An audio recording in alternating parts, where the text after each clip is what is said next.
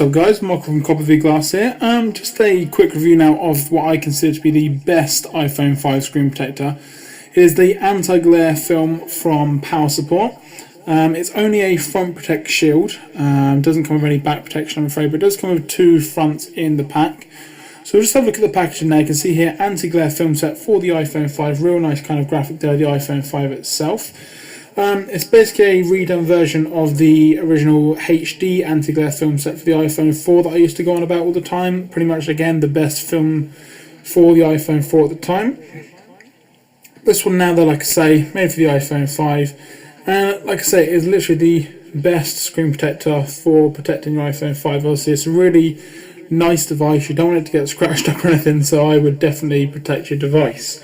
Now, inside the pack, I have already opened it. You do get two screen protectors, no squeegee, no microfiber cloth. Runs for about £9.95 from the Apple Store, which is actually about £3 odd less than what the one for the iPhone 4 used to be. So you can see here all the cutouts and things. You've got everything on there for the sensors, the camera, etc. It does come with this little kind of sticky pad here, which they call a dust remover. It's basically a big sticker that you lay on the front of the screen to pick up all the dust, basically, to make sure that it is definitely clean. So what I'm going to do now, I'm just going to clean off the device and we'll get to the install itself. Okay, so I've got my iPhone 5 here. Like I say, still in perfect condition. I've not dropped anything. The edge is not, chipped or anything like that. So, as always with a screen protector, use a microfiber cloth. I've got here the one that I got with my MacBook Pro from Apple, my microfiber cloth. And like I say, if you just wipe it down, getting rid of any fingerprints, it doesn't necessarily get rid of that much dust. I'll just take it off camera just to give it a proper good clean over. It doesn't necessarily get rid of much dust. That's what the kind of sticker side of things is for, basically. But as long as you get the fingerprints and oil and things off of the screen, I've done a pretty good job here, but there are still some specks of dust and things on here. So like I say, you've got this dust removal sticker here. If you just take one side off, like I'm doing now, obviously it's got kind of like a sticky side on there. Literally all you do, and this is a really good invention, literally all you do is just stick it down on the screen and then you pull it up and it picks up any bits of excess dust that you missed with the cloth, basically.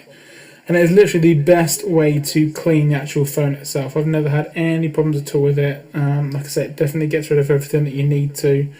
If you just do this a couple of times, I'm not in a completely dust-free environment, so pretty much every time I get some dust off, another bit appears, but I'll do the best that I can, hopefully not getting any dust under the screen protector itself.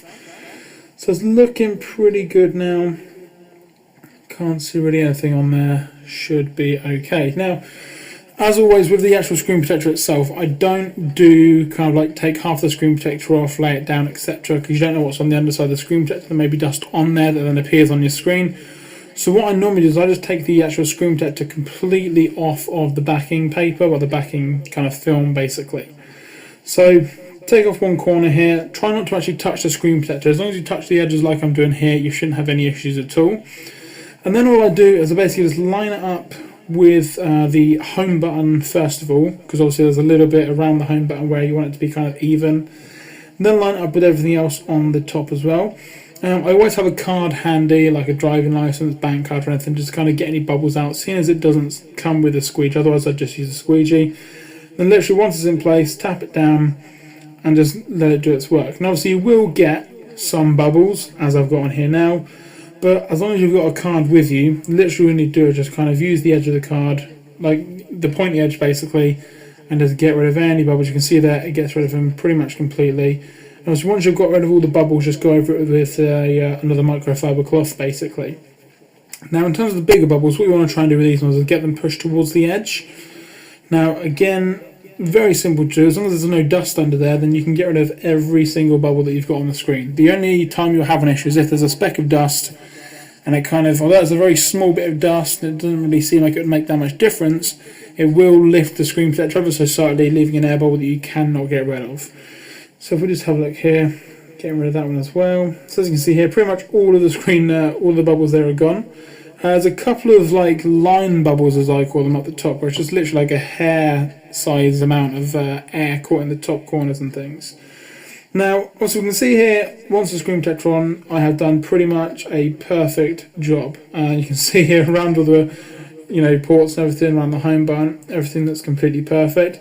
Obviously with the HD film, it is going to degrade the screen slightly, but if you look at the glare back from here, the iPod Touch that I've got compared to my iPhone, obviously even with the screen on, you can see a lot more of the actual screen itself. Now, you know, it doesn't make the screen look that bad. A lot of people complain about it, but with this new one, I'm not sure if they've done anything different, but the screen looks a lot nicer than it did when I had it on my iPhone 4.